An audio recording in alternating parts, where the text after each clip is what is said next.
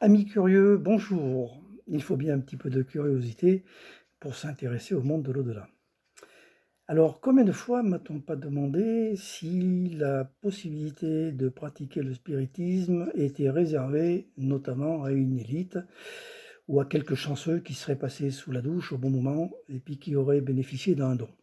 Bon, personnellement, je trouve ça complètement déplacé et très orgueilleux d'affirmer que si on n'est pas spirit, médium de naissance, eh bien on ne le sera jamais. Pour ce qui me concerne, et ce n'est que mon avis évidemment, je le répète, la pratique du spiritisme est accessible à tout le monde.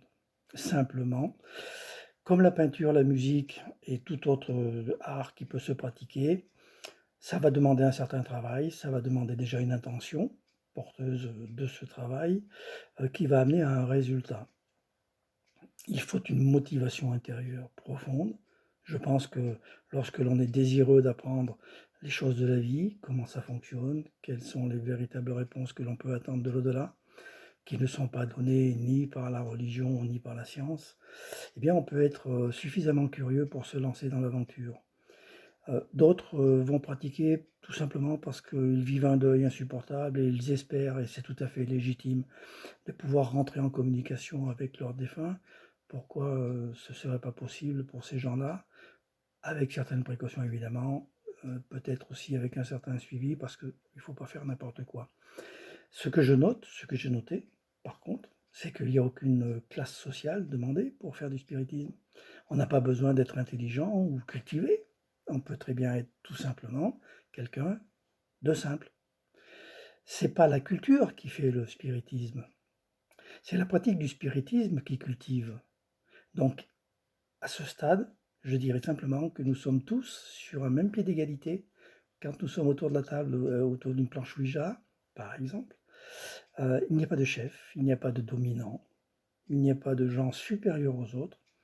Spirituellement parlant, nous sommes tous au même niveau. Nous sommes des êtres spirituels en train de faire une expérience de spiritisme. Inutile d'être super intelligent ou super cultivé, inutile d'avoir des complexes. À mon sens, la liberté est totale. Je dirais simplement qu'entre le jeune et le vieux, on peut penser que la personne âgée a un petit peu plus de discernement, peut-être un petit peu plus de sagesse que le petit jeune téméraire. Encore que ça reste à démontrer dans certains cas. Enfin, au final, le plus important pour pratiquer le spiritisme, c'est l'intention.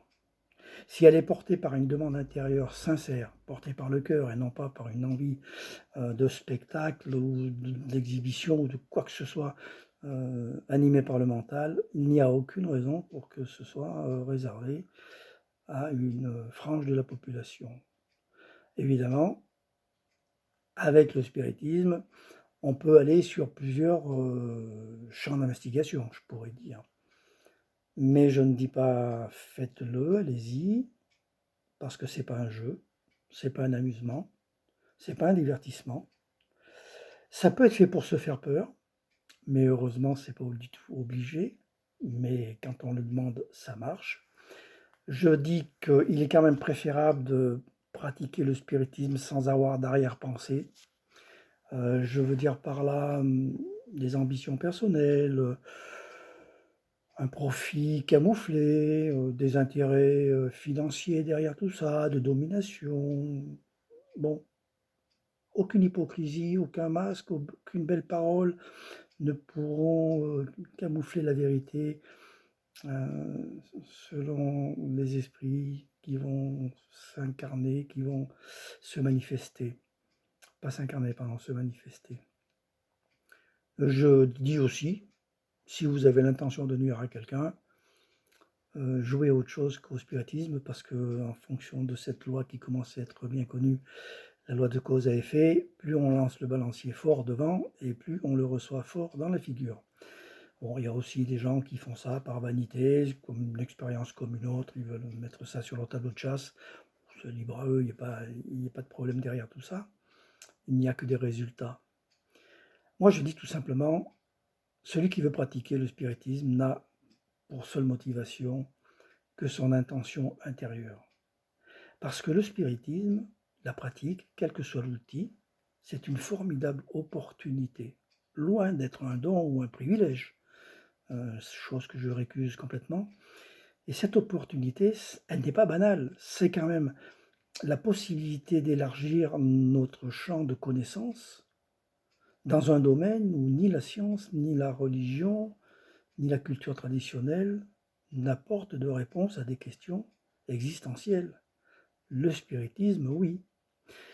Par contre, ce n'est pas donné à tout le monde de pratiquer rapidement. C'est plus ou moins facile. Allez savoir pourquoi, je ne sais pas, même si j'ai ma petite idée. Souvent, ça demande du travail, de la persévérance, pas d'acharnement, hein, mais une certaine endurance quand même. Il faut quand même le faire, de patienter 1 heure et demie sans avoir de résultat et se dire demain ça va fonctionner, c'est juste une histoire de patience. Eh ben oui, c'est tout. Donc c'est pas simplement des gens qui sont plus chanceux que d'autres, ce sont des gens qui ont bossé dans cette vie ou dans une autre peut-être. Mais c'est une histoire de mérite, tout simplement. Et puis vous savez, si l'appel vient vraiment du cœur, si derrière tout ça il y a une ouverture d'esprit, prêt à accueillir ce qui nous est proposé, ce qui nous est offert, il n'y a aucune raison pour qu'on ne profite pas de cette évolution spirituelle. C'est quelque part essayer de réussir sa vie. Allez, à bientôt pour une nouvelle capsule.